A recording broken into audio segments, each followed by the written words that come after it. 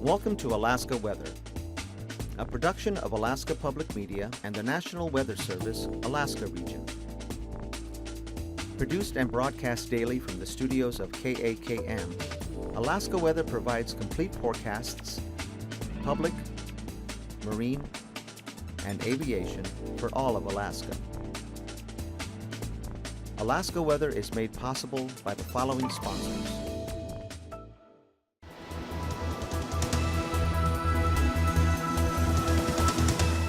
The National Weather Service. Good evening, everyone. I'm meteorologist Dave Snider with the National Weather Service. You're watching Alaska Weather with us on this 26th of September. As always, we encourage you to stay up to date with your local weather information. You can do that easily by going to 1-800-472-0391. That's the Alaska Weather Information Line, or finding us online at weather.gov/Alaska. As always, if you have any questions, comments, or concerns about what you're finding on the show, or just can't find what you need anywhere on our website, please let me know, and I'm happy to help. david.snyder@noaa.gov is the easiest way to find me any time of the day.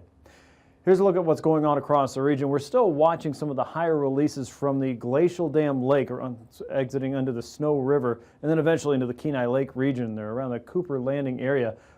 We are still seeing some higher than normal levels of water there, and many of you have shared those pictures with us, so thank you very much for that. And continue to be safe, and being careful around flooded riverways is always an important thing. But the good news is conditions are easing up, and we expect that later tonight, maybe overnight, the flood warning will expire for that Kenai Lake region and the Kenai River. So keep that in mind. There still may be some pockets of higher water out there, but conditions are improving on the Kenai Peninsula thanks to that Glacial Dam Lake. Now, as we look at the satellite picture, one dominant feature is controlling our weather around Alaska this afternoon, and it is the overall upper level low pressure system across the Gulf and the surface lows that you see moving across the North Pacific and over the eastern Aleutians and the Alaska Peninsula at this hour. The big result of that is this very strong southerly flow that's just slamming into southeastern Alaska with periods of rain and probably even some heavy rain today across the central and northern sections of southeast. And there's more to come. One wave is working in and through today, another one's right behind it. So it's going to be a fairly soggy period for southeast. What that means for you is conditions probably won't improve a whole lot in the next 24 to 48 hours. And you're going to see periods of lower visibilities and ceilings there if you're trying to fly around. Conditions as far as the oceans go don't look too terribly rough just yet, but keep your eyes on that, as with that strong southerly flow there could be occasional gap flows through the region. The most notable effects though will be those waves of moderate to occasionally heavy rain and the side effects that go along with that with the ceilings and visibility. Out across the interior, conditions are fairly clear right now. We haven't seen a whole lot of cloud cover for many north and west of the Yukon.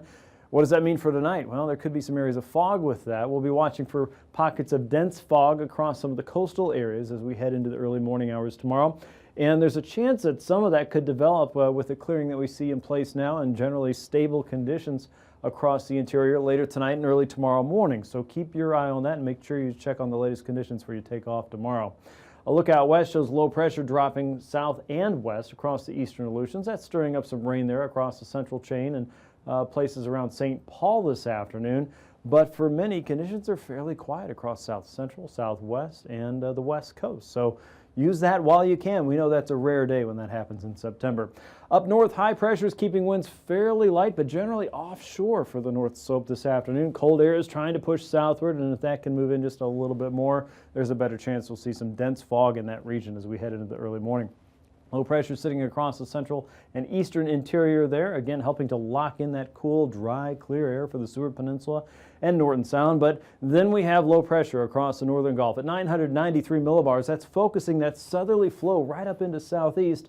And this section here of any storm system is generally where we would see a better chance for some heavier precipitation. And lo and behold, that's exactly what we see today. Periods of moderate to heavy rain there and several waves of that working through from south to north. As we get into tonight, the focus for that will pretty much stay right on top of you for central and northern sections of southeast. So count on little changes, maybe occasional breaks, but again, moderate to heavy rain possible for you. Looks like the Montana Creek area there, the Montana River, and the Taya River will come up to maybe a minor level of flood stage there, but nothing more severe than that. So you'll notice that a little bit more as we get into tomorrow afternoon and tomorrow night. But right now, more excessive flooding concerns with those two areas are not expected at this time, but keep your eye on that if those are danger spots for you. Out west, generally clear conditions for the central and western sections of Alaska there. High pressures in charge of the Bering Sea with some pockets of fog out across the open waters there, maybe closer to home in the central and western chain, but showers for the Alaska Peninsula, all wrapping around low pressure across the western Gulf at 989 millibars. That again is still forcing in that very wet air across southeast. As we get into Wednesday once again, maybe a start off with some fog across the interior and especially across the northern coastal sections. That's where it would likely be the most dense. Out west, high pressure still in charge, might have some showers passing through St. Lawrence Island and maybe as far south as St. Paul, but a lot of that looks to stay north. Low pressure across the western Gulf hovers at 990 millibars, and the front is still not into southeastern Alaska yet. That means that very wet and rising air is poking right into southeast. That's going to keep those pockets of moderate to heavy rainfall right over your region. Also, we're going to be watching for turbulence to develop across the region. You'll see that a little bit later when we get into our aviation weather, but watch for conditions to change there for visibility, for sealing, and for turbulence as we go throughout your day on Wednesday. A front will be swinging over south central. Rain will be developing throughout the region as we go through later tonight and early tomorrow morning, and then all the day through Wednesday from Kodiak to the Alaska Peninsula into Prince William Sound and up into the Matanuska and Susitna valleys there. So plan on some changes there. By Thursday, colder air is dropping southward. That means some changes in the west coast. Periods of rain and snow are possible up north. Snow showers possible for some of the higher terrain, and temperatures will start to drop. Low pressure in the Gulf starts to disconnect from the frontal boundary. That's sliding eastward. Showers continue across the north and western Gulf, and high pressure remains in charge out west. So this makes me think we need to look at temperatures. Let's take a look. Tonight, overnight lows in the teens and 20s up north, 30s and 40s as you get into the south and west. For southeast, even with the rain and clouds, lower to mid 50s. South central back in the 40s. Fairbanks, you're looking at 35 for a morning start tomorrow and back in the lower 50s by the afternoon. For southeast, it may still be fairly mild, 50s and 60s for you on Wednesday. Up north, Barrow 36, Wainwright 38, Prudhoe Bay and Deadhorse in the mid to lower 30s tomorrow, Nome 45, and Bethel and Bristol Bay looking at temps in the upper 40s to lower 50s with Kodiak at 53 as well. By Thursday morning, signs of change there. Remember that cold front's dropping southward. We'll see teens and 20s across the coastal plain and active past one of the colder spots. Around Unalakleet, 33 degrees, same as Nome. Southwest, mid 30s around Bethel, lower 40s for Bristol Bay, upper 40s for Kodiak at 47. And for southeast, look for overnight lows to start off in the lower to mid 50s. Still fairly mild there. Once we get into Thursday, though, that cold front's on the move, and you can see that colder air dropping into places around Norton Sound, St. Lawrence Island down to 45. 20s and 30s for the north slope. For the interior, still fairly mild, upper 40s and lower 50s. South central, back in the mid 50s. Same goes for Kodiak Island, lower 50s for Unalaska and Dutch Harbor. St. Paul and St. George in the upper 40s. And for many in southeast, temperatures won't budge that much, but it may still be wet for you with highs still in the mid to upper 50s across the region. Parts of Prince William Sound may hover closer to that 50-degree mark. Again, colder air is on the way as we head toward the rest of the week for areas up north. And now, aviation weather around Alaska. On to flying weather now. With low pressure sitting in the Gulf, IFR will expand northward and eastward into more parts of southeastern Alaska as we go through your Wednesday and eventually into Thursday. It's going to bring rain and ceilings down across the region. Across the north slope, watch for pockets of IFR from Prudhoe Bay and Deadhorse eastward toward Kaktovik, and then also around Point Barrow and just westward, but generally north of Wainwright, also across the western Aleutians. As we get into Wednesday afternoon, you'll notice some improvement around the Alaska range, with MVFR holding on to some of the southern and western sections of the range. IFR will continue from Kodiak up toward Prince William Sound and all the way around to parts of central and northern sections of the Panhandle, with general improvements across the north slope as well. By the time we get to Thursday, it looks like IFR will be back in the morning, especially across the higher terrain and southern sections of the Clarence Strait and areas around the southern Panhandle, as well as regions around the northern Gulf Coast, especially the eastern Kenai Peninsula and isolated areas around the Alaska Range. as well as the northwestern coast and pockets around the Seward Peninsula out toward Wales and Tin City. By the afternoon, that improves. You'll be limited with MVFR conditions across a large part of the west coast, IFR across the Beaufort Seacoast, and IFR conditions will continue across parts of the western Alaska Range and into the central interior. Let's look at your pass conditions, though. For your Wednesday, Anaktuvuk Pass expected to be VFR. The same goes for Adigan Pass. It looks like things will be generally okay but cold. Lake Clark and Merrill Pass expected to hold at MVFR for your Wednesday. Rainy Pass going VFR by the end of the afternoon. Windy Pass, we expect to see visual flight rule conditions there by the afternoon. And the same goes for Isabel Pass for your Wednesday. As we move on to Mentasta Pass, things look generally clear. There may be some pockets of fog across the region in the morning. Tenita Pass, we expect to see marginal conditions last through most of your Wednesday. Portage Pass will either start at or eventually get to IFR, but it does look like by the end of the day, conditions will be rather poor on the Prince William Sound side for sure. And Chilkoot and White Pass looks to hold at IFR through most of your Wednesday.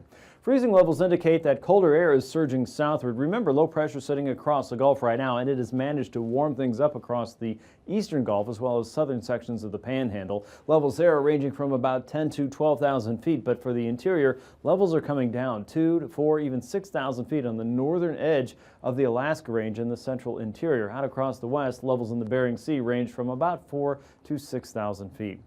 Icing potential is going to be focused mainly around the Gulf right now. Conditions across the central and western coasts and even the north are drying out substantially. So isolated moderate is going to be fairly limited, and regions around the Beaufort Seacoast might be touched by some of that above 2,000 feet for your day tomorrow. Many areas around southeast will be looking at levels above 10,000 feet, but those levels could reach into the considerable moderate range if you're flying that high. Most of you won't be, but from about 4 to 5 to even 6,000 feet, generally along the north and western Gulf Coast, you'll run into pockets of isolated moderate and at times as much as considerable moderate. Perhaps as areas out around the eastern Aleutian Range, those could be a little bit lower, perhaps 4,000 to 5,000 feet at times as another wave of low pressure is working north and east. Here's the jet stream, and the major superhighway of weather right now is coming in across the North Pacific as always, 7 to 110 knots there. You'll see kind of a little bit more of a return flow coming in around the northern side of low pressure here. That's only around 50 knots, but it's enough to keep this system moving eastward a little bit more. The ridge of high pressure across the west coast is shifting eastward. That's making room for more low pressure to come in behind it, and that's going to allow more colder air with this northern extent of the jet stream dropping into the west coast. That's running around 60 knots right now. Underneath that, at 9,000 feet, we've got low pressure just southeast of Kodiak Island. The broad southerly flow across the eastern Gulf is keeping things wet and dreary, but on the milder side for southeast. That's why those freezing levels are so high. Across the central and western parts of the interior, wind speeds around 10 to 15 knots, and then there's that northerly flow working its way down the west coast, about 20 to 35 knots. At 3,000 feet, low pressure continues to hold very close to Kodiak Island right now. Wind speeds fairly light across the Chugach Range in the interior, only around 10 to 20 knots or so. You can see that south and easterly flow making its way all the way to the Beaufort Seacoast. But then we get that descending flow from the north, 20 to 25 knots or so across the west coast. Very light, generally tame winds across the west, anywhere from 20 to 25 knots closer to high pressure south of Attu. And our southerlies are a little bit stronger here across the Gulf, some of those as much as 20 to about 35 knots across portions of southeast. So what about turbulence? Well, our main focus will be across the Gulf Coast. Again, generally below 4,000 feet. Southeast looks to have a little more trouble with that in the morning. Below 4,000 feet for some chop up north, and then also across the south and western communities, a little bit stronger around the Killbuck Mountains. We'll be back with the rest of your marine weather here in just a few minutes.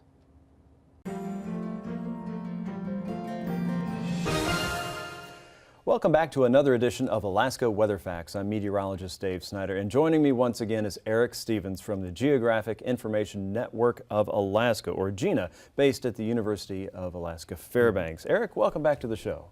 Well, Dave, it's great to be back. Thanks for inviting us again. Sure thing. And today we want to talk about identifying burn scars. That would be the burned up area after a wildfire when the flames and the smoke are gone. We can see it if you drive by it on the roadway, of course, but from satellite, we can also identify those places on the land, right?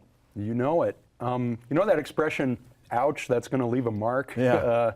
After you bang your knee getting out of the car. Oh yeah. Well, the ouch, it's going to leave a mark, that also applies to the landscape. Whenever a wildfire ravages through, it's going to leave a mark on the landscape.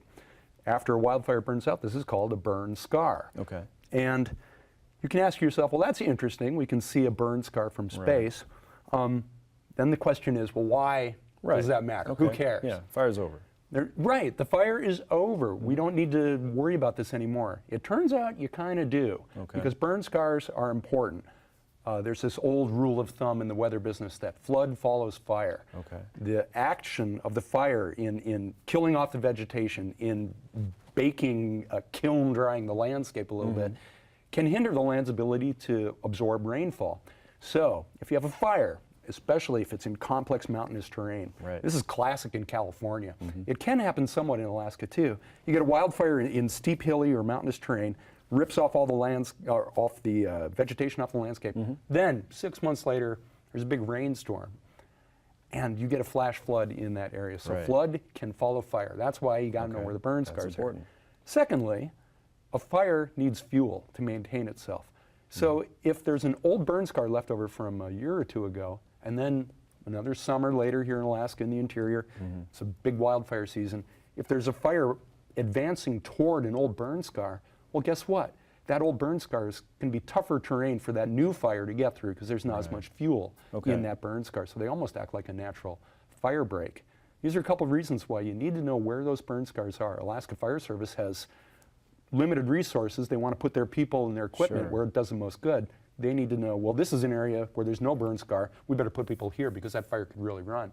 So really important for weather forecasters and fire weather forecasters for sure. Oh, yeah. But then how do weather satellites actually detect those burn scars?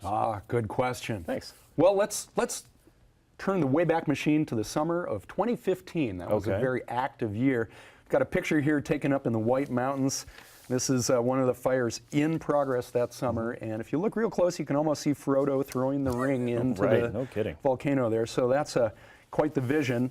Well, let's look at a visible image. Here we are in Alaska's interior. This is before the fires got out of the cage in early summer of 2015. Let's zoom into the western interior here. Again, this is a weather satellite image of visible light, what the human eye can see. We're into the middle reach of the Yukon Valley there in the western interior, Galena area. And this is just a beautiful visible day. Nothing much going on. It's in early June before the fires really got active. But then in 2015, the fires got loose, especially in that western interior. Here's another image. The same satellite pass as that visible image, but now we're not quite looking at visible light. Very different. There's a slight change here. This image incorporates something called the veggie band. 0.86 micron wavelength. The micron's very tiny, but that wavelength responds to vegetation, the chlorophyll. So trees and grasses reflect that part of the electromagnetic spectrum back to the satellite. And so the satellite sees that. When signal comes at that wavelength to the satellite, we know, there's some vegetation growing there. This is great. You can identify coastlines so easily because you go from vegetation to water. Turns out if you have a burn scar, guess what? You burned away the vegetation, so that's going to show up. We're going to do a before, during, and after kind of look here. And so we're looking at before. So in this image, we got a lot of green out there. That's wonderful. Another fun thing about this kind of imagery is you can see down in the Alaska Range in the southeast corner of the image, it's blue. That's glaciers and snow in the mountains. So this is not really what the human eye can see. This is these wavelengths are beyond human vision, but we've made them look certain colors. So the vegetation looks green. Now let's look at that same kind of satellite recipe, but during the fires. This is in July. The fires are loose. You can see the smoke in the middle of the image, the smearing look of the smoke, and then we can see some clouds that are white. Icy clouds are blue. So this is in July of 2015. The fires are doing their thing. We're burning up millions of acres. Now let's go to September. The fires are out. The audience has left the theater. You know, the event's over, right? We're done. But guess what? Now look at those brown patches. Look at that. All of those places are where the fire has burned away the vegetation. So you can see where the fires were. You can add up these perimeters, get acreage burned and such. And so that's good to know. Now remember, flood follows fire, and these are also natural fire breaks. So you need to know where these guys are. In the course of the 2015 summer season, we went from before with not much burn scar in this area to just a couple months later, we can see so much burn scarring on the landscape. What's interesting too about the satellite and looking at burn scars is you realize that burn scars are the gift that keeps on giving. You can forget that a couple of years ago maybe there was a fire in a certain area, but the satellite won't forget. So in the summertime, we get wildfires in Alaska, but guess what? In the visible imagery here, we can see the burn scars just a little bit, but they're not as prominent as in that veggie band. But then you can't see them at all if you cover them up with snow, right? Exactly. So here's an image from the middle of the winter time. Wow. And snow on the ground by this recipe looks blue. Again, these are wavelengths of light that the human eye can't really see. We're getting up into the infrared, near infrared. And the way we've assigned colors is if there's snow on the ground or there's a glacier, it looks blue, kind of intuitive. So this is early April of the following year, 2016. Okay. We're just about to get into breakup. We've got a lot of snow on the ground, and now it's all going to melt. And as the snow melts, then you get our final image here. Doesn't this look familiar? This looks like a lot of what we saw in September of the previous summer. So this is the spring of the next year.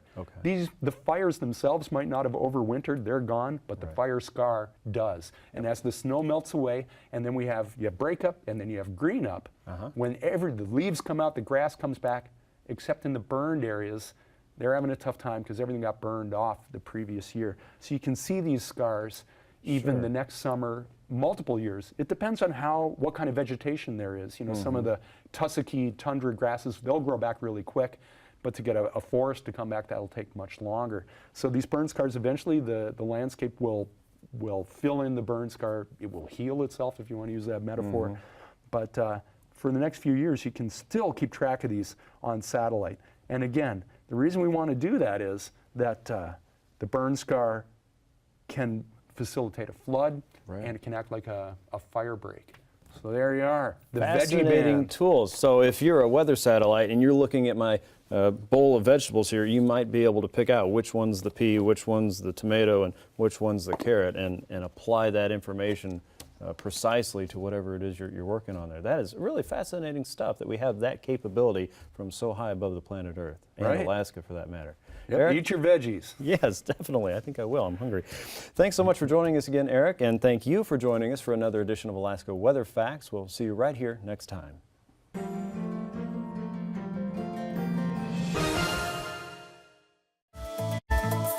And now, marine weather around Alaska. Time now for a quick check of your sea ice edge, and we continue to see a little bit of growth here and there, but when you look at it and the weather that's going to sweep across some of the coastal areas, especially offshore areas, there's not going to be a lot of opportunity for new growth because, first of all, the ice is about 400 nautical miles north of Barrow and about 150 nautical miles northeast of Kaktovik, and with some decent winds coming through in the next couple days, it's going to make it fairly difficult for ice to move southward for sure, and for new ice to form in many areas, though it will be getting colder. You can always check the latest on this as well as the outlook anytime at weather.gov/Anchorage/ice. Here's a look at the weather in southeast. Now this is where a lot of the coastal winds are going to be the strongest in the next several days, as well as some areas with gusty conditions, not to mention the aviation concerns we've already talked about. South and easterly winds moving through the inside passages there, steady at 25 to 30 from the south and southeast with 5 to 6 foot seas in the region. Watch for gusts up to 40 knots there as you get up into the northern Lynn Canal as you get into Wednesday. For the outer coast regions, you're looking at 35 to 40 knots, generally from the south, and about 14 to 15 foot seas there, looking at more at 10 to 12 as you get into the northern Gulf. But look for some gustier winds there outside of Yakutat, Icy Cape as well for your Wednesday. Now as we get into Thursday, south and easterly winds should tame just a little bit more, 2 to 3 foot seas there, conditions improve, and you're still looking at a southerly flow across the outer coast, about 10 to 15. Seas come up to 9 to 11, even 12 foot seas outside of Prince William Sound. But conditions overall should be improving as you go through Thursday and southeast. For Wednesday, easterlies outside of Prince William Sound, 25 knots with an 8 foot sea. Northeasterlies down the eastern Kenai Peninsula and the western Gulf, 25 knots with 7 foot seas there, 3 foot seas inside of Prince William Sound. Northerlies inside the Cook Inlet region, and those pick up as you head down past Kenai, past Clam Gulch, and outside of Kachemak Bay. 25 knots with 9 to 10 foot seas there for your Wednesday. Conditions improve on Thursday. We'll keep our east and southeasterly flow rotating around low pressure right here in the central and western Gulf. Easterlies pick up inside of Prince William Sound to 20 knots, 4-foot seas there. Northerlies continue in the Cook Inlet region, and north and westerly winds in the western Gulf and over the Barren Islands around 15 knots. For Wednesday, around Kodiak Island, 25 to 30 knots, 8 to 9-foot seas there. Northerlies inside of Bristol Bay up to 20 knots, and 25 knots crossing the Alaska Peninsula, around 6 to 7-foot seas there on Wednesday. That comes up to 7 to 8-foot seas there on your Thursday. Northwesterlies continue for Bristol Bay. Northwesterlies for the Kodiak Island region and Shelikof Strait, 4-foot seas inside there. And from Castle Cape to Chignik, 5-foot seas on a 20-knot wind from the north and west. For the Aleutians, northerlies will be the rule for your Wednesday. Stronger there across the Pacific coastal region, 6-foot seas in the east, 5-foot seas as you head out into the central chain. Winds generally light as you get out toward the western end of the chain, even variable at times. Northerlies, 10-foot seas with a 3-foot seas with a 10-knot wind, and northerlies running around 20 knots for the central and eastern chain on the Bering Sea side. As we get into Thursday, you can see some higher seas picking up a little bit north of the Pribilofs, but for the Aleutians, look for 15 to 20 knots in most areas with 4 to 7-foot seas across the Pacific and 5 to 6-foot seas there across the Bering Sea coast. Look for a southwesterly return flow for Kiska out towards Shemya as we get into Thursday. For the west coast, look for northerlies around Nunivak Island, 20 to 25, 5 to 6-foot seas there, 6-foot seas around the Pribilofs with that 25-knot wind. Again, the brighter colors indicate higher seas in that region, and the longer arrows indicate faster moving winds.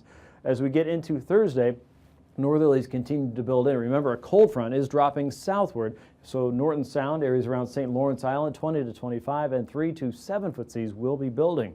Across the North Slope, though, we're still dealing with southerly winds. This is all ahead of that cold front that's dropping southward tomorrow. Generally an offshore flow. Easterlies, though, developing inside of the central and eastern Beaufort Seacoast and 4-foot seas. Watch for fog to start your day in many areas up north tomorrow. By Thursday, the front has dropped southward. You can see the resulting northerly flow behind that across the west coast, 25 to 30 knots, and light westerlies there around Prudhoe Bay. Those pick up, though, around Kaktovik as we go through your Thursday. That's your marine weather. Recapping tonight's weather, low pressure is really driving the big picture across the Gulf. Periods of heavy to occasionally moderate rain across southeast. That rain will continue as we head into tomorrow and push more into south central Alaska as we go through your Wednesday. Up north, we'll be watching a cold front dropping southward as we get into the Chukchi Coast and the Kotzebue Sound region. That could bring some occasional periods of rain and drizzle, and rain mixed with snow for some northern areas, as well as a start for some dense fog as we get into the daytime for Wednesday. Behind that, colder northerly winds start to push down the western coast as rain showers spread into more of the central and eastern interior, south central, and southeastern's weather gradually improves. Thanks for watching Alaska Weather. See you right here again tomorrow. These forecasts are to be used for planning purposes only. Call 1-800-WX-BRIEF for a formal pre-flight briefing. Always file a flight plan before you go flying. The U.S. Coast Guard Auxiliary urges you to leave a float plan with a friend or the harbor master before you go boating. Alaska Weather is made possible by the following sponsors.